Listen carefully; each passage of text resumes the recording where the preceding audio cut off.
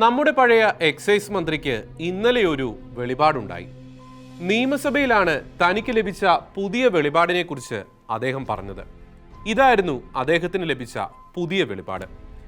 കേരളത്തിലെ അബ്കാരി കരാറുകാർ ഇപ്പോൾ കള്ള് നിർമ്മിക്കുന്നത് യേശു കാനായിലെ കല്യാണത്തിന് വെള്ളം വീഞ്ഞാക്കിയത് പോലെയാണത്രേ. യഥാർത്ഥ കള്ളിന്റെ ലഭ്യതക്കുറവായതുകൊണ്ടും കള്ളിൽ മായം കലർത്തി അനുവദനീയമല്ലാത്ത പലതും ചേർത്ത് കള്ളിന് വീര്യം കൂട്ടി വിതരണം ചെയ്താൽ കച്ചവടം കൂടുന്നതുകൊണ്ടും അബ്കാരികൾ കള്ളിൽ മായം കലർത്തുന്നുണ്ട് എന്നതും കൃത്രിമ കള്ള് നിർമ്മിക്കുന്നുണ്ട് എന്നതും ഒരു യാഥാർത്ഥ്യമാണ്.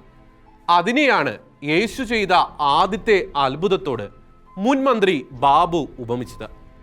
പഴയ എക്സൈസ് മന്ത്രിയായ ബാബു ഇത് പുതിയ അറിവ് പോലെ നിയമസഭയിൽ അവതരിപ്പിച്ചെങ്കിലും ഇതെല്ലാം അനേകം വർഷങ്ങളായി കേരളത്തിൽ നടന്നു വരുന്ന കാര്യമാണ് എന്നത് ബാബുവിനും അറിയാം, കേരളീയർക്കും അറിയാം. പിന്നെ എന്തിനായിരിക്കും നമ്മുടെ പഴയ എക്സൈസ് മന്ത്രി യേശുവിനെയും കാനായിലെ കല്യാണത്തെയും വ്യാജ കള്ള് വിഷയത്തിലേക്ക് കൊണ്ടുവന്നത്? നമ്മുടെ നാദൃശ പ്രയോഗിച്ച അതേ തന്ത്രം. പരിശുദ്ധ മാതാവിന്റെ അപേക്ഷ കേട്ട് യേശു ചെയ്ത ആദ്യ അത്ഭുതത്തെയും യേശുവിനെയും ഒന്ന് ഇകഴ്ത്തി കാട്ടുക. അങ്ങനെ കേരളത്തിൽ ഇപ്പോൾ നിലവിലിരിക്കുന്ന പ്രത്യേക സാഹചര്യത്തെ മുതലെടുത്ത് ചിലരെ ചെറുതായൊന്ന് പ്രീതിപ്പെടുത്തുക. അതിൻ്റെ കൂടെ മദ്യപിക്കാനുള്ള അനുവാദം കാനായിൽ വെള്ളം വീഞ്ഞാക്കിയത് വഴി ക്രൈസ്തവർക്ക് യേശു നൽകിയിട്ടുണ്ട് എന്ന തെറ്റായ ബോധ്യം പറ്റുമെങ്കിൽ കുറച്ച് ഇതര മതസ്ഥരിൽ ജനിപ്പിക്കുക. ബാബുവിനോട് പറയാനുള്ളത് പഴയ കാലമല്ല ഇത് എന്ന് മാത്രമാണ്.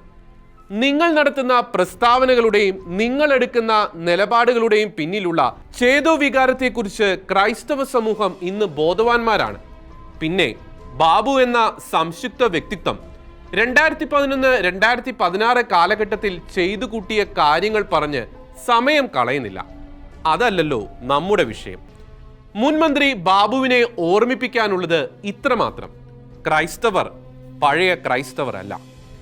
അതിനാൽ ഇത്തരം പ്രസ്താവനകൾ നടത്തി ചിലരുടെ മുന്നിൽ ആളാകാൻ ശ്രമിക്കുന്നതിന് മുമ്പ് നിങ്ങൾ ജയിച്ചത് എറണാകുളം ജില്ലയിൽ നിന്നാണ് എന്നെങ്കിലും മറക്കാതിരിക്കുക. കൂടുതൽ അറിയണമെങ്കിൽ പാലാ വിഷയത്തിൽ ക്രൈസ്തവരെ മുട്ടുമടക്കാൻ നടന്ന് സ്വയം തോറ്റുപോയ സതീശനോടും PT തോമസിനോടും ചോദിച്ചാൽ മതിയാകും.